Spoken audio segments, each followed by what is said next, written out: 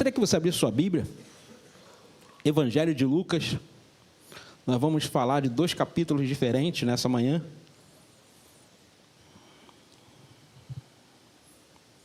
Evangelho de Lucas, capítulo 18.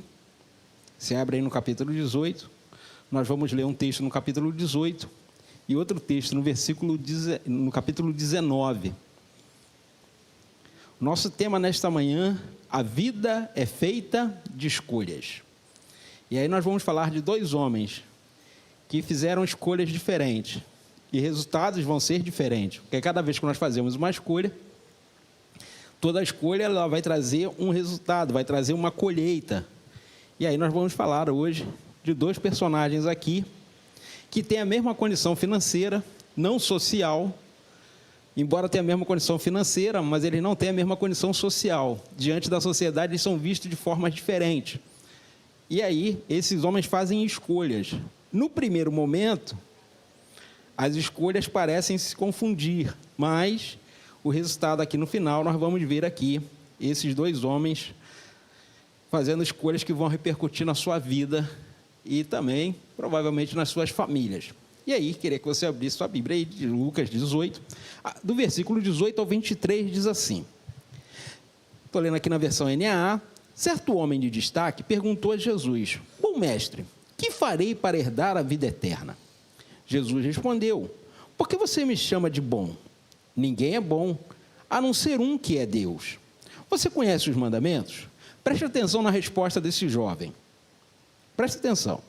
Você conhece os mandamentos? Não cometa adultério, não mate, não furte, não dê falso testemunho, honra seu pai e sua mãe. Então esse jovem ele vai responder. O homem responde e disse: Tudo isso tenho observado desde a minha juventude. Ouvindo isso, Jesus lhe disse: Uma coisa ainda falta a você. Venda tudo o que você tem, dê o dinheiro aos pobres e você terá um tesouro nos céus. Depois, venha e siga-me. Mas ouvindo ele estas palavras, ficou muito triste, porque era riquíssimo. Rico não, o texto diz que ele era riquíssimo. Toda vez que a Bíblia fala que alguém é rico mesmo. E aqui o texto está potencializando, ele era riquíssimo, diferenciado, acima da média. Quando diz que é rico, o cara é rico mesmo. E que você está dizendo que é riquíssimo, nós vamos colocar na nossa linguagem de hoje, ele faz parte dos bilionários. Para você ter uma ideia. Ele não está na média dos ricos. Ele está na média dos riquíssimos. O texto frisa bem. Para você prestar atenção, o texto diz que ele é riquíssimo. Mas ele fez uma escolha. E aí nós temos um outro personagem. Você dá uma virada na página da sua Bíblia aí, capítulo 19, versículo de 1 a 10, diz aí. Esses homens são da mesma cidade, tanto um quanto o outro, tá? Eles são dos dois de Jericó. E diz assim: Entrando em Jericó, Jesus atravessava a cidade, e eis que um homem rico, chamado Zaqueu, chefe dos publicanos, procurava ver quem era Jesus, mas não podia, por causa da multidão, por ser ele de pequena estatura. Então, correndo adiante, subiu no sicomoro, a fim de ver Jesus, porque ele havia de passar por ali. Quando Jesus chegou àquele lugar, olhando para cima, disse: Zaqueu, desce depressa, porque hoje preciso ficar na sua casa. Zaqueu desceu depressa e recebeu com alegria. Todos os que viram isto murmuravam, dizendo que Jesus tinha se hospedado com um homem pecador. Zaqueu, por sua vez, se levantou e disse ao Senhor: Senhor, vou dar metade dos meus bens aos pobres. E se roubei alguma coisa de alguém, vou restituí-lo 4 vezes mais. Então Jesus disse: Hoje houve salvação nesta casa, pois também este é filho de Abraão, porque o Filho do Homem veio buscar e salvar o perdido. Então nós temos 2 homens aqui de posses. Lucas vai dizer que Mateus era um homem rico. E vai dizer lá que o homem de destaque, ou o jovem rico, né, ou mancebo de qualidade, dependendo da versão da sua Bíblia, vai dizer que ele era riquíssimo. Todos dois procuram Jesus. Todos dois têm um interesse em Jesus. O primeiro, que é o jovem rico, vamos chamá-lo assim, ele queria ver Jesus, não somente ver, mas ele vai de encontro a Jesus. Ele chega até Jesus. No entanto, Zaqueu, ele só quer mente o quê? Ver quem era Jesus. A Bíblia não diz que ele queria falar com Jesus. A Bíblia não diz que ele queria ter um encontro pessoal com Jesus, diz somente que ele queria vê-lo. Só queria saber quem era. Havia nele uma curiosidade. O jovem rico, ele chega diante de Jesus e faz uma pergunta. Mas quando nós olhamos na questão da pergunta que ele faz, alguma coisa não se encaixa. O que o filho precisa fazer para herdar a herança do pai? O que o filho precisa fazer legalmente, segundo a lei? Ele precisa ser um bom filho? Não. Ele precisa respeitar o seu pai? Diante da lei, não. Ele só precisa ser filho.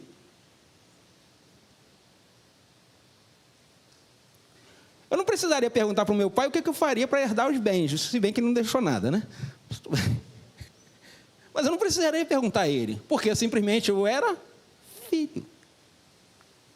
Então essa pergunta aqui parece ser uma pergunta normal, mas não é. O filho não precisa fazer nada para herdar os bens do pai. Hoje em dia algumas coisas mudaram, né? Hoje em dia o pai pode deserdar em uma série de fatores, mas o filho, legalmente, ele só precisa ser filho. Mas ele pergunta, o que farei? Ou seja, ele está colocando na condição de ser humano mérito para receber. E no reino de Deus não funciona assim. Nós fomos alcançados pela graça salvadora de Cristo Jesus, que fez o sacrifício por nós, que nos comprou, que nos justificou, que nos remiu, que nos redimiu. Não somos nós que fazemos para. Foi Cristo que fez por nós. Não somos nós que fazemos para Ele. Foi Ele quem fez por nós. Então, o que farei para herdar a vida eterna? Já está feito. Já foi realizada, a obra já foi feita, a obra já foi realizada. Eu só preciso continuar na posição de filho. Porque nós podemos rejeitar a condição de filhos. Nós temos essa capacidade de rejeitar. Pastor, como nós rejeitamos a nossa condição de filho? Vivendo no pecado. Nos afastando do Pai. É uma decisão, uma escolha. O povo de Israel, eles tinham uma escolha. Ouvir a palavra de Deus, receber a promessa, atravessar o deserto e chegar na terra prometida. Essa era a palavra. No meio do percurso, no meio do caminho, o que eles fazem? Eles desistem da promessa. Eles rejeitam a promessa. Eles abandonam a promessa. Aí o que o Senhor diz? Por terem abandonado, por terem desprezado e não perseverado na minha promessa, não entrarão no meu descanso. Não entrarão na terra que eu prometi. Eles escolheram não querer a bênção de Deus. Foi uma escolha. No entanto, daqueles 605 mil homens, 2 escolheram perseverar na palavra, confiar na promessa. E alcançaram a terra prometida, que são Josué e Calebe. São os 2 que confiaram. Mas os outros, a Bíblia diz que saiu mais ou menos entre 603 e 605 mil homens. Vamos botar aí 605 mil homens. Que tinham lá a promessa de entrar e descansar lá na terra de Canaã. Mas eles desistiram, eles rejeitaram a promessa. Só quem perseverou foi Josué e Calebe. Os demais pereceram no caminho. A vida eterna para nós é a mesma coisa. A promessa pertence a todos. Mas Deus demonstra o seu amor para conosco em que Cristo morreu na cruz, sendo nós ainda pecadores. Paulo está dizendo isso na carta aos Romanos, capítulo 5. Mas no capítulo 3, ele diz que todos pecaram. Se todos pecaram, todos estão separados. Mas Cristo veio resgatar a promessa de salvação para nós. Veio fazer a obra justificadora.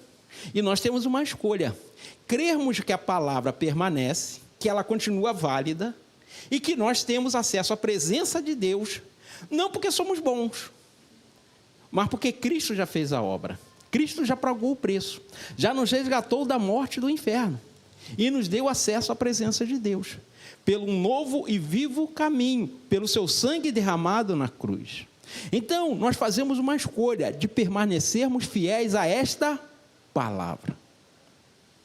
Não é mérito humano, não é capacidade humana, não é o que eu posso, não é o que eu faço, é o que Cristo já fez.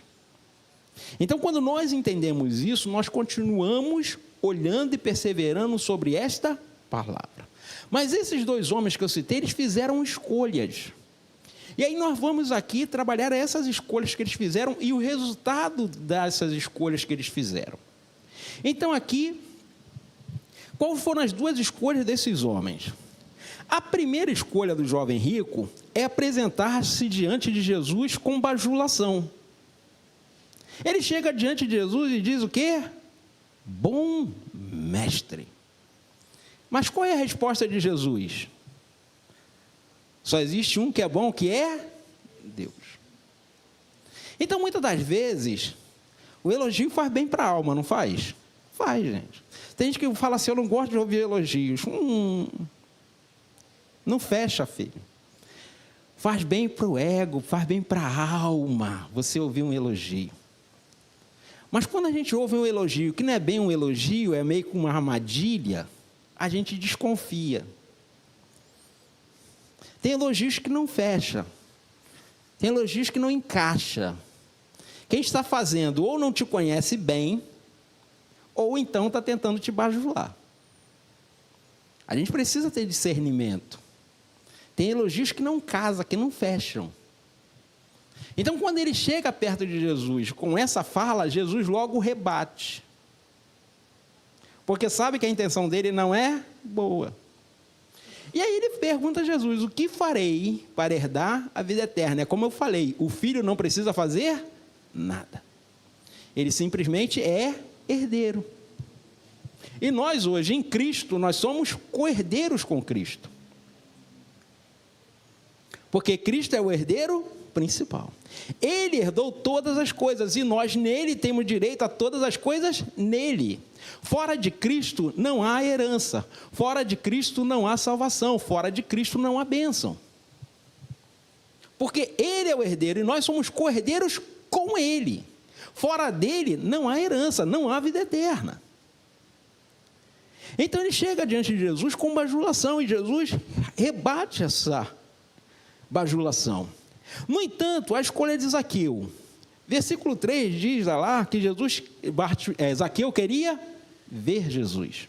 Ele só queria isso.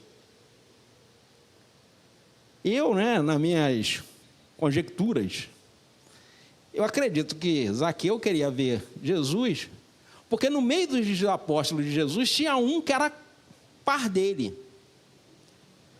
Dos 12 que andavam junto com Jesus, quem era o par dele? Quem? Quem era o par? Profissão igual? Mateus. Mateus também era publicano, coletor de impostos. Então, provavelmente, conjecturando, seria uma das hipóteses que levou Zaqueu a ter uma curiosidade em ver quem era Jesus. Porque no meio dos seus tinha um que era par. Porque os cobradores de impostos, eles eram mal vistos na sociedade. Lembra que eu falei que os dois tinham a mesma condição financeira, mas não tinham a mesma condição social? Porque o que o texto começa dizendo sobre o jovem rico? Ele era um homem de destaque. Ele era bem visto na sociedade, ele era riquíssimo. E todo mundo gosta de agradar os ricos, né? Sempre tem um bando lá junto. E aí, no entanto, Zaqueu, embora tivesse uma grande condição financeira, como o texto diz, que ele era rico, ele não era bem visto no meio da sociedade.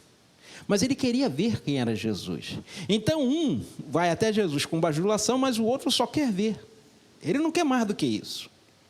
E aí, a segunda escolha do jovem rico é uma pergunta boa, mas a pergunta está errada. É como eu falei, a pergunta é boa, saber sobre a vida eterna. Mas nós não herdamos a vida eterna por méritos humanos. Eu não preciso fazer nada, já está feito. Eu só preciso confiar nesta palavra. Eu só preciso confiar que Cristo derramou o seu sangue por mim e que esse sangue foi derramado e esse sangue me purificou de toda injustiça. E eu preciso viver de acordo com a palavra, de acordo com os mandamentos que Ele me ensinou, de acordo com a verdade que Ele revelou, agradando a Deus. Porque Jesus falou o quê? Eu não vim para fazer a minha vontade, eu vim para fazer a vontade daquele que me enviou. A minha vontade, a minha comida persiste em agradar aquele que me enviou. Então, quando nós entendemos isso, entendemos que agradar a Deus é melhor do que fazer as nossas coisas, as nossas vontades, nós definitivamente estamos dizendo na prática que confiamos na palavra da redenção. Abandonamos o pecado para andarmos na palavra de Deus. Porque o apóstolo Tiago, ele diz o seguinte: aquele que constitui-se amigo deste mundo, automaticamente se constitui inimigo de Deus. É uma matemática simples. Não tem meio termo. Não tem nada no meio. Se eu me aproximo de Deus, automaticamente eu rejeito os princípios do mundo.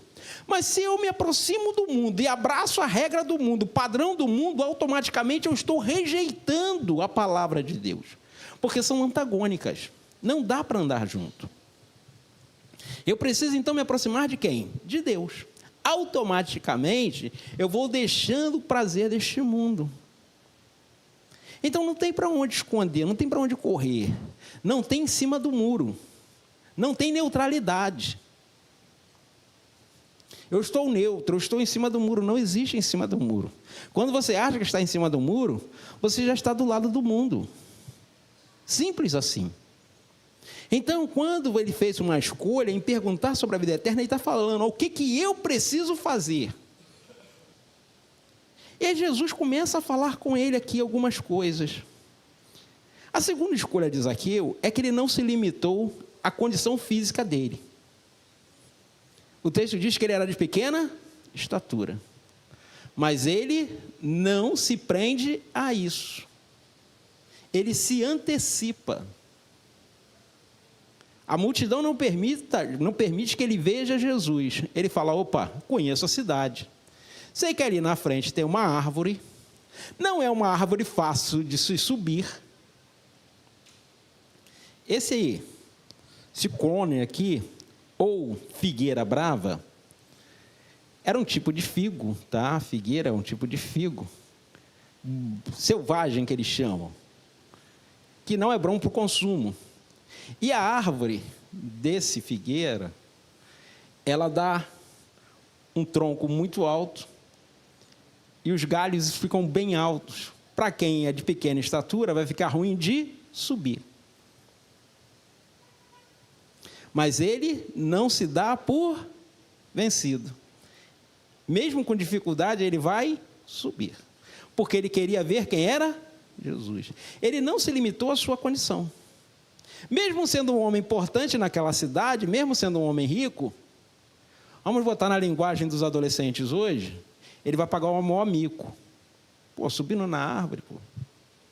Imagine, um cara baixinho, vamos botar aí no nosso popular linguajar, no nosso carioquês, um tampinha. Ele sobe na árvore para ver quem era Jesus. Ele não se limita à sua condição física. A árvore é muito alta, eu sou pequeno, vou deixar para lá. Ele queria ver quem era Jesus. E aí, essa é a segunda decisão dele. Um quer saber sobre a vida eterna. Ele, no entanto, não está olhando a dificuldade, mas ele quer ver quem era Jesus. A terceira escolha do jovem rico. Ele guardava os mandamentos que lhe interessavam. Lembra que eu falei para você prestar atenção quando Jesus falou dos mandamentos? Coloca para mim aí, versículo 20, por favor. Coloca para mim ali para a gente ver junto. Vamos ver se vocês matam a charada ali. Jesus vai perguntar para ele, você conhece os mandamentos? Conta comigo. Não cometa adultério, não mate, não furte, não dê falso testemunho, honra seu pai e sua mãe. Quantos tem aqui? Quantos? Qual está faltando aqui da relação interpessoal? Qual deles está faltando? Qual? Não, amar ao próximo como a ti mesmo. Porque amar a Deus é a minha relação com Deus. Amar a Deus, guardar o sábado, não ter uma imagem de escultura e nem se prostrar a elas, todas essas estão em relação a Deus.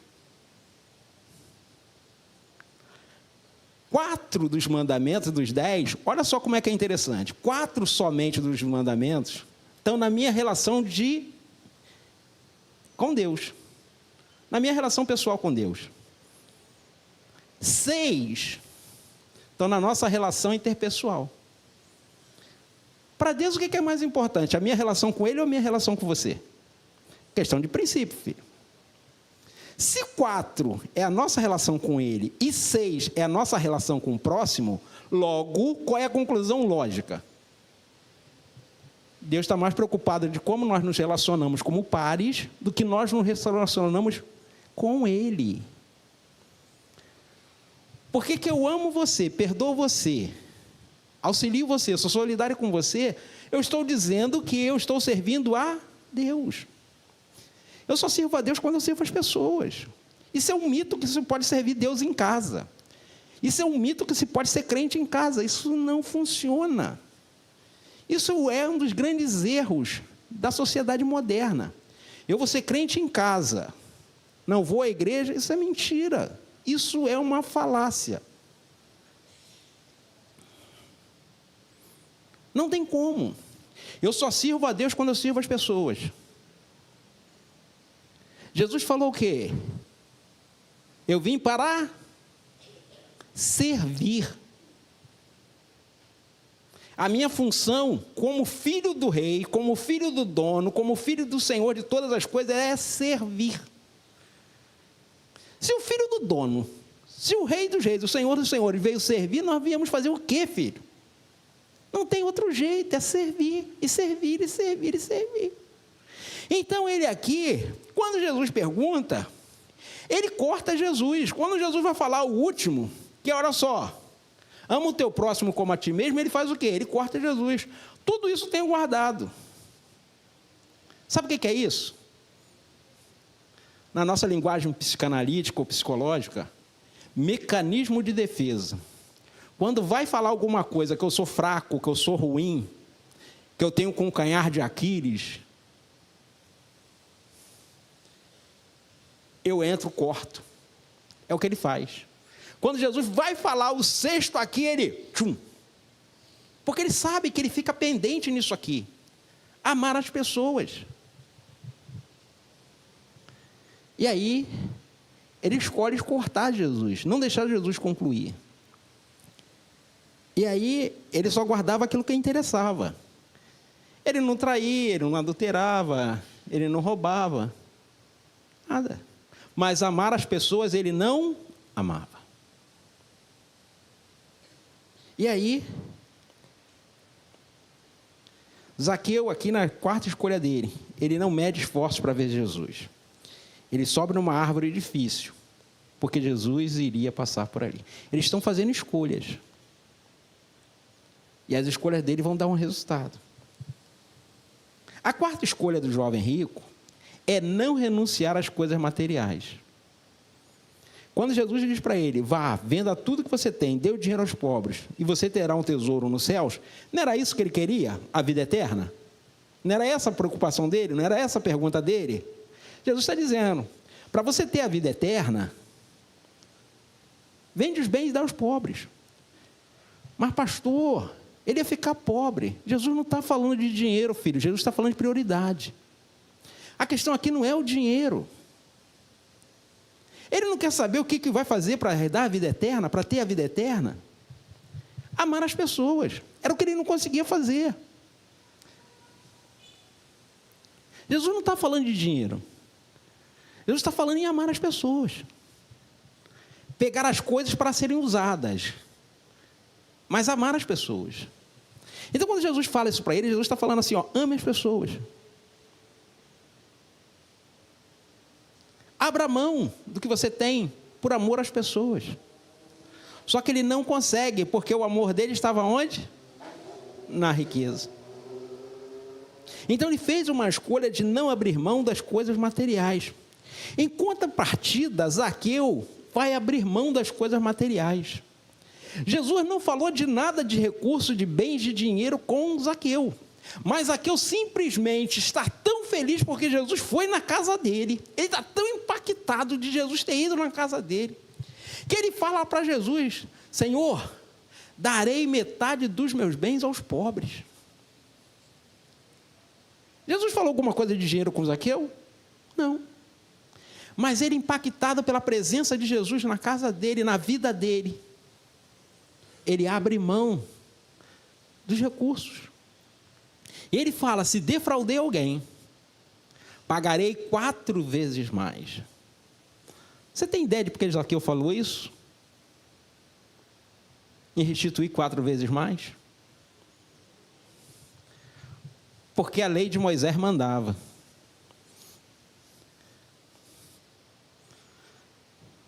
Lá no livro de, deixa eu ver aqui, coloquei aqui. No livro de Levíticos, não, mas eu não coloquei aqui não, pensei que tivesse colocado, mas não coloquei. Mas no livro de Levíticos, a lei mandava aqui. Êxodo 22, 1, diz assim: se alguém furtar um boi ou uma ovelha, ou abater ou vender o animal, por um boi pagará 5 vezes, mas pelas ovelhas pagará 4 ovelhas. Então ele está fazendo o quê? Restituindo a parte que era também do dinheiro. Se você pegar o dinheiro de alguém, ou furtar o dinheiro de alguém, nos recursos também, 4 vezes mais. Ele está fazendo aquilo que a lei determinava. Ele podia falar: Jesus, se eu fraudei alguém, eu defraudei alguém, eu vou pagar em dobro. É isso que a justiça manda fazer quando alguém te dá um desconto, né? Te desconta aí uma prestação, ou sei lá o que, indevida. A justiça manda o quê? Pagar o dobro. Não é isso, pastor? Em via de regra, manda-se pagar o dobro. Só que a lei de Moisés manda pagar 4 vezes mais. E é isso que ele fala: Senhor, se... Ele não está dizendo que defraudou. Ele está dizendo: se defraudei, vou restituir 4 vezes mais. Então nós estamos vendo aqui um homem que está definitivamente impactado pela presença de Jesus. Porque a presença de Jesus faz isso, transforma o homem. Ele era um camarada que vivia de cobrar impostos, de cobrar dinheiro das pessoas, usando até de meio de violência, se fosse necessário. Porque os coletores de impostos tinham essa prerrogativa. E aí agora, por livre e espontânea vontade, quando nós temos um encontro com Jesus, a nossa natureza muda. Precisa mudar.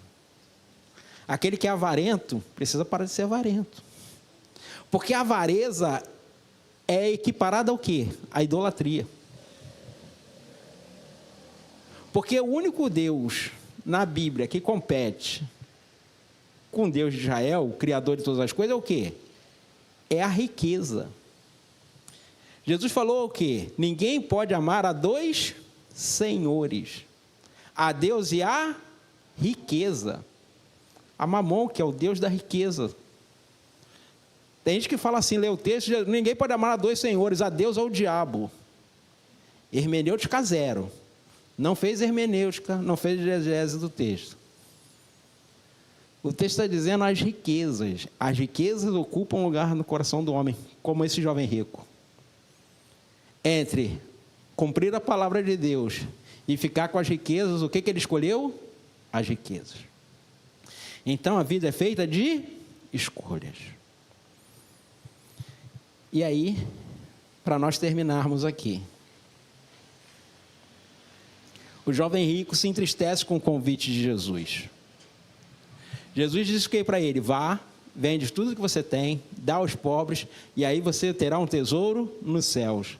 Depois vem e siga-me. A proposta de Jesus faz o que com ele? Ele se entristece. O convite de Jesus vai entristecer alguém, vai entristecer a muitos. Porque muitas das vezes nós vamos ter que abandonar algumas coisas que nós fazemos.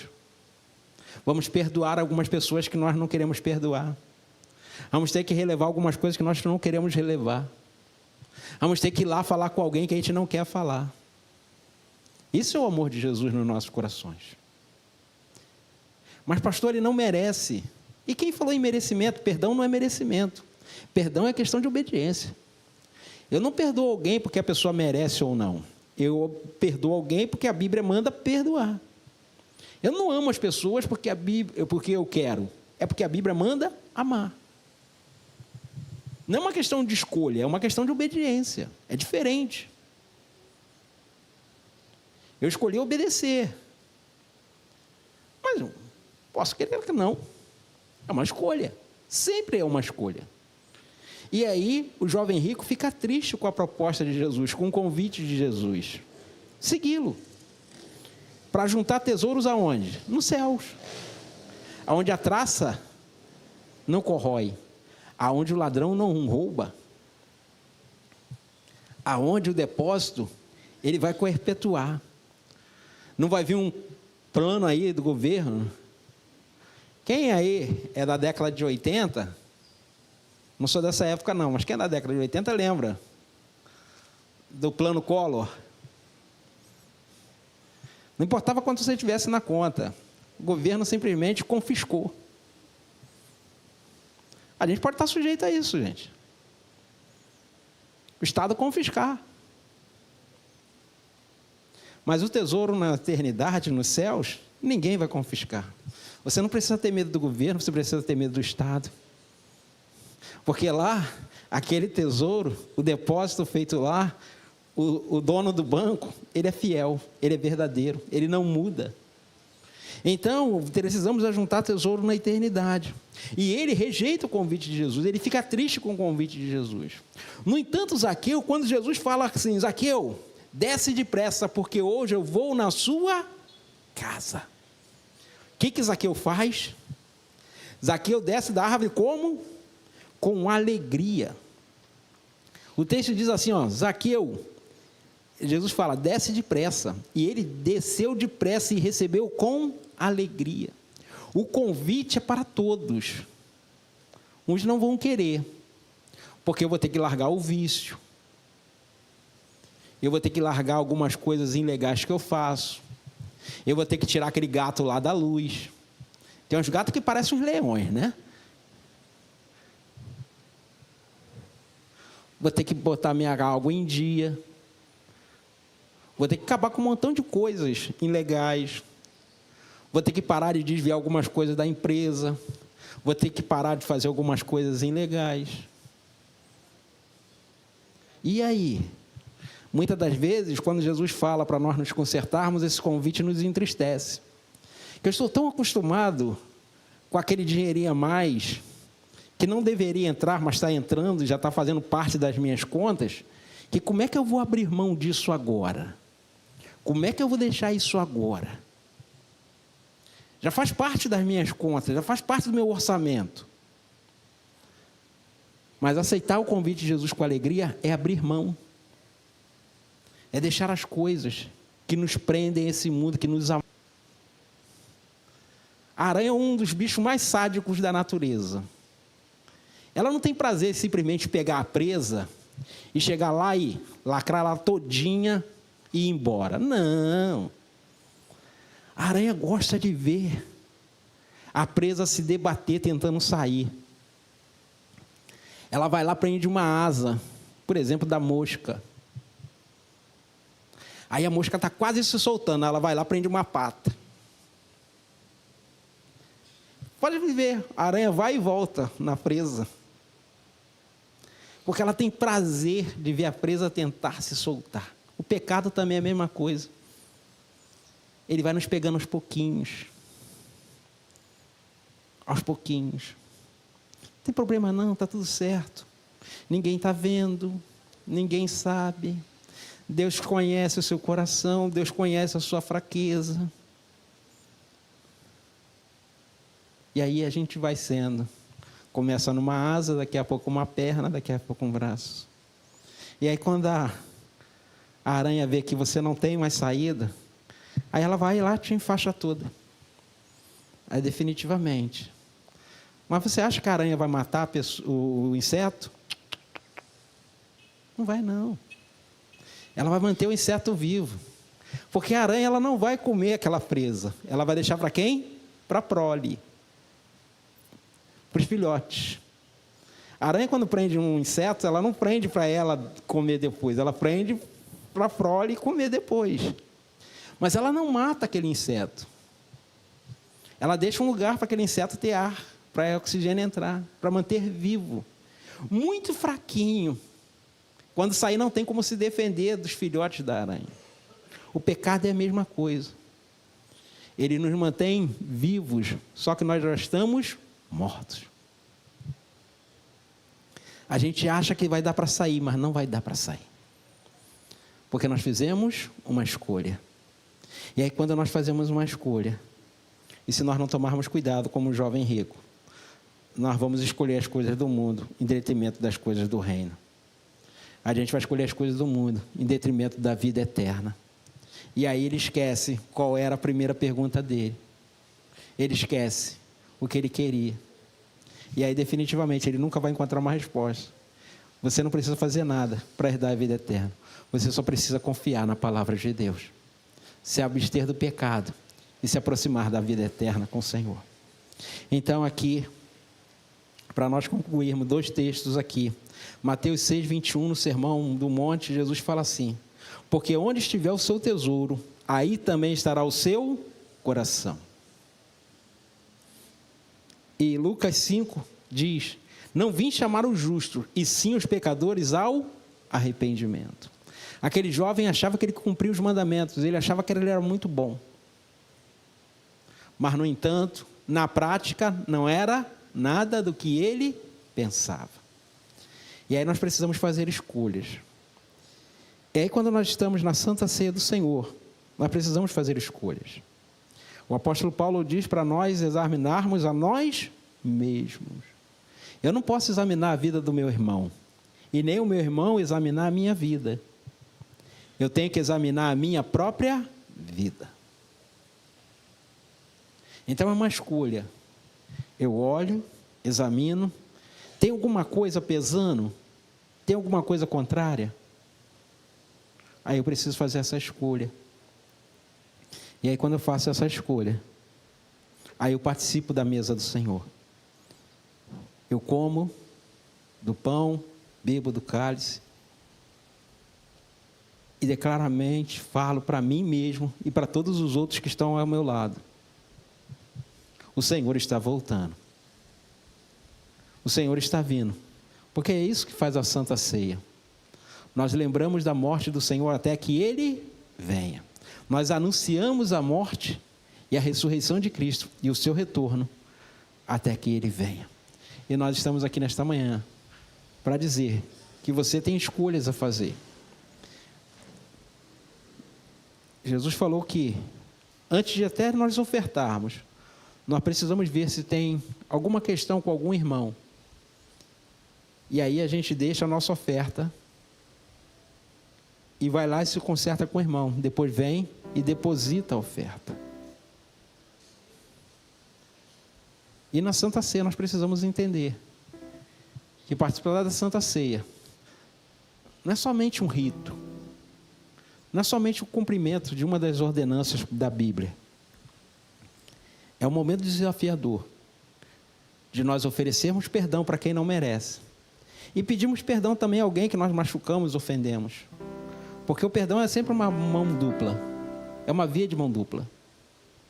Eu ofereço, mas eu recebo. Quando eu ofereço o perdão a alguém, eu também estou pedindo perdão a Deus. E quando eu peço perdão a alguém, eu também estou pedindo perdão a Deus. Por ter ofendido alguém, quando eu ofendo alguém, eu também estou ofendendo a Deus. Sempre. Então nós fizemos escolhas. E a Santa Ceia é este momento de nós refletirmos e nós declararmos no nosso coração: que escolha tenho feito? Será que diante da Santa Ceia do Senhor, diante do sacrifício de Cristo, eu tenho honrado essa palavra, tenho honrado esse chamado, tenho honrado essa vocação de obedecer esta palavra, de esvaziar o meu coração, de perdoar as pessoas, de dizer para elas: olha só, eu te perdoo no amor de Cristo, eu te peço perdão no amor de Cristo. É um desafio e que nós precisamos viver todos os dias. Precisamos fazer essas escolhas todos os dias para podermos agradar o coração de Deus, assim como Cristo agradou. Fomos chamados para isso.